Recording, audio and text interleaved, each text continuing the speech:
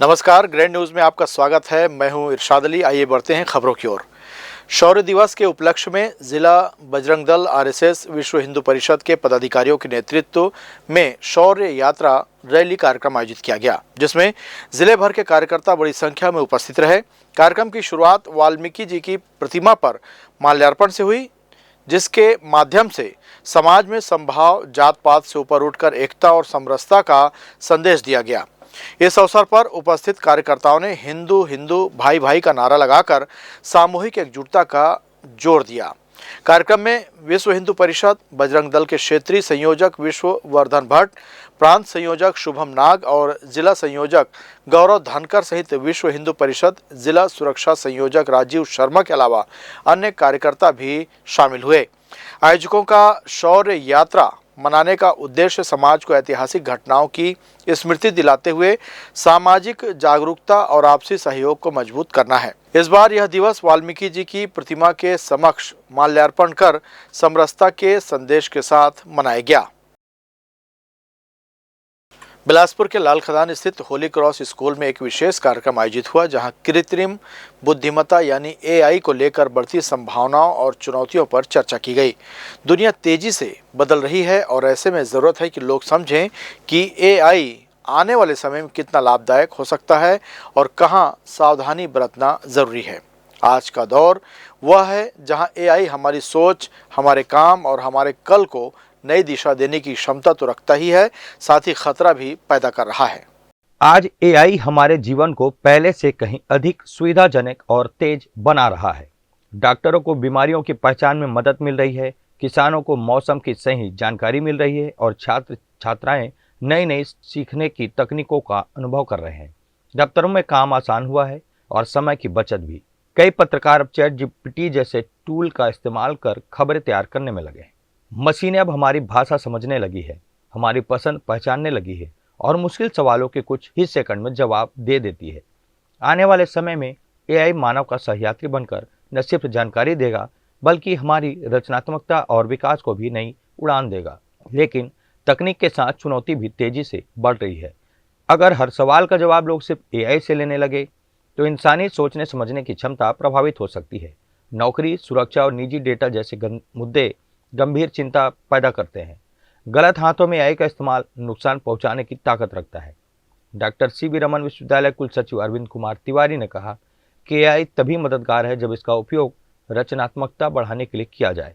उन्होंने साफ कहा कि एआई कभी भी मानव मस्तिष्क को रिप्लेस नहीं कर सकता, लेकिन अगर इस पर निर्भरता बढ़ी तो यह बेहद हानिकारक प्रभाव भी छोड़ सकता है।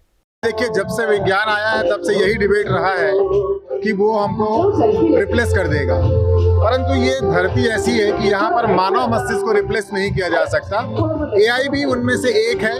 ये नया विज्ञान है और ये जो विज्ञान है वो आपके माइंड और क्रिएटिव बनाएगा और शायद जो स्पेस पहले नहीं था, चाहे वो रीडिंग को लेकर के हो, चाहे वो पेंटिंग या आर्ट्स को लेकर के हो, उन नए स्पेस को वो अवेलेबल कराएगा।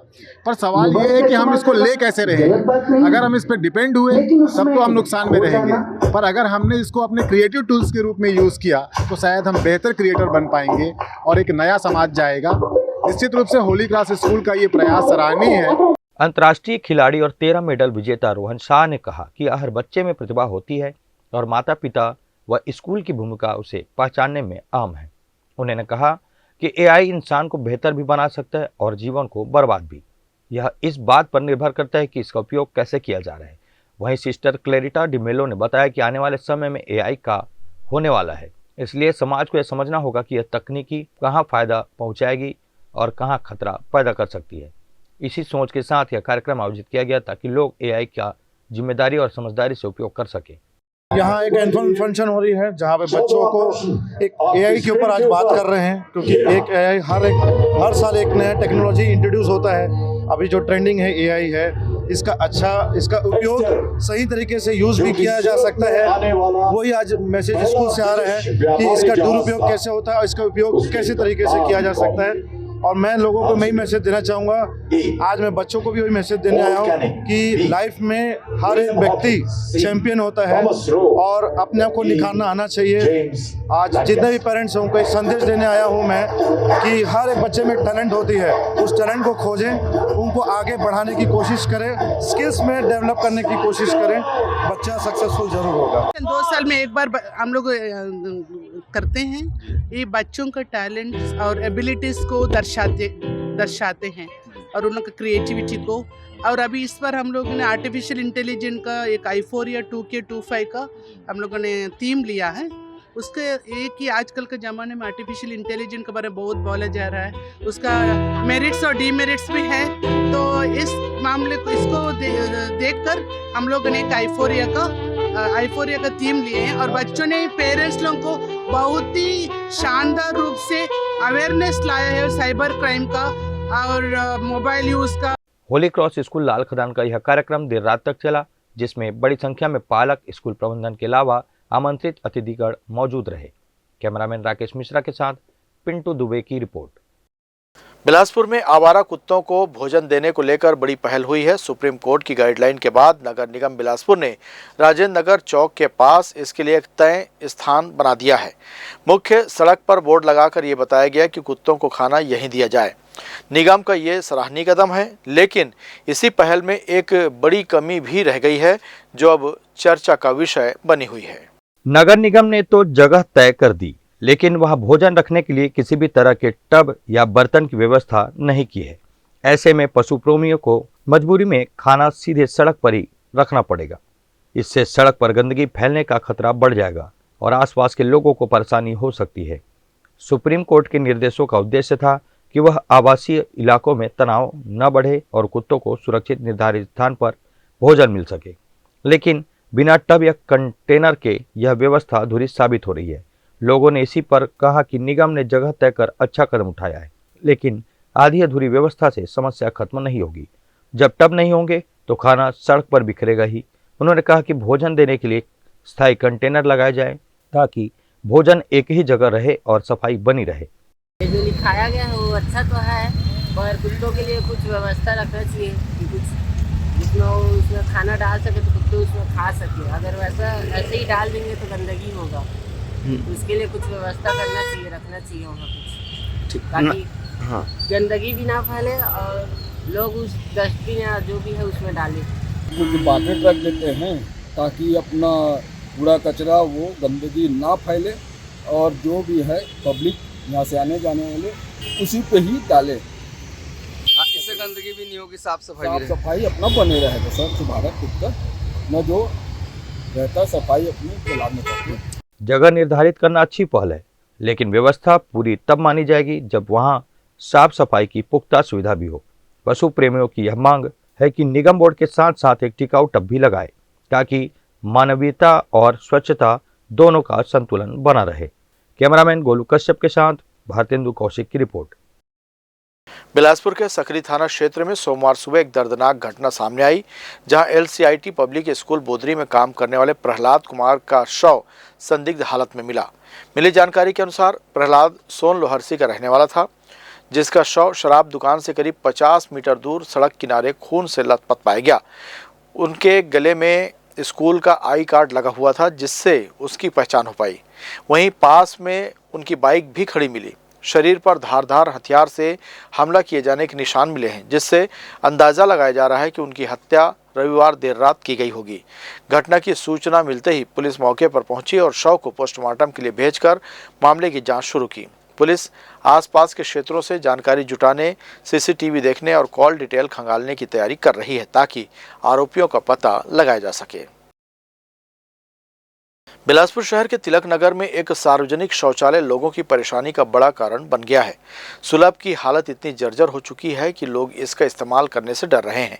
टूटे दरवाजे, खराब दीवारें और गंदगी के बीच यह शौचालय अब सिर्फ नाम का ढांचा बनकर रह गया है। हालात यह है कि इस जर्जर सुलभ पर हर दिन असामाजिक तत्वों का डेरा लगा रहता है। आसपास काम करने वाले लोग, खासकर श्रमिक और दुकानों के कर्मचारी, मजबूरी में पास स्थित अस्पताल के पीछे खुले में शौच करने जाते हैं। इससे इलाके में गंदगी फैलती है और बीमारी का खतरा लगातार बढ़ रहा है। डेंगू, हैजा और संक्रमण जैसी गंभीर बीमारियां फैलने की आशंका यहां बनी हुई है। स्थानीय लोगों का कहना है कि यह शौचालय कई महीनों से खंडहर की तरह पड़ा है, लेकिन निगम ने अब तक इसकी सुध नहीं ली है। इलाके से रोजाना सैकड़ों लोग गुजरते हैं। ऐसे में खुले में शौच की स्थिति बेहद शर्मनाक और असुविधाजनक बन गई है। क्षेत्र के रहवासियों और दुकानदारों ने नाराजगी जताते हुए बताया कि इस शौचालय की मरम्मत बेहद जरूरी है। उनका कहना है कि अगर शौचालय जल्द ठीक नहीं किया गया तो बीमारी फैलने का बड़ा खतरा बन जाएगा। तिलक नगर का जर्जर शौचालय लोगों के स्वास्थ्य और स्वच्छता दोनों के लिए खतरा बन चुका है। स्थानीय लोगों ने मांग की है कि निगम तुरंत कार्रवाई करे और शौचालय को उपयोग लायक बनाकर लोगों को राहत दे। ये है कि सबकी जन सुविधा के लिए तैयार कर देते तो ज़्यादा अच्छा रहता, कि जो इधर उधर घूमते रहते हैं उससे। शौचालय जो है उसमें वो जाने वाने के नहीं बन सकते, क्या क्या समस्या आ रही है उसको? अब ये है कि वहाँ तो पूरा ख़राब हो चुका है, अब कोई जाने का क्या है, नदी नाले में तो जा नहीं सकते आदमी। बिलासपुर जिले के सीपत थाना क्षेत्र अंतर्गत ग्राम कुगदा के पास बीती रात लगभग 3 बजे एक गंभीर सड़क हादसा हो गया। कार क्रमांक CG04LN 4555 बलेनो जो कोरबा जिले के हरदी बाजार थाना क्षेत्र के ग्राम बोईदा के ओढ़ाली डीह निवासी प्रशांत विश्वकर्मा की बताई जा रही है। बिलासपुर से अपने गृह ग्राम बोईदा लौटते समय अनियंत्रित होकर कार पलट गई। कार में कुल 4 लोग सवार थे। रास्ते में चालक को अचानक झपकी आने से वाहन नियंत्रण खो बैठा और कार सड़क किनारे पलटकर बुरी तरह क्षतिग्रस्त हो गई। हादसे में चालक को हल्की चोटें आई हैं, जबकि बाकी 3 साथी पूरी तरह से सुरक्षित हैं। हादसे का दृश्य देखकर स्थानीय लोग भी दंग रह गए, क्योंकि कार की छत, शीशे और सामने का हिस्सा बुरी तरह दब और टूट गया है। गनीमत रही कि भीषण क्षति के बावजूद कोई गंभीर हताहत नहीं हुआ। इस बुलेटिन में बस इतना ही। अगले बुलेटिन में आपसे फिर होगी मुलाकात। तब तक के लिए इरशाद सहित पूरी टीम को दीजिए इजाजत। नमस्कार।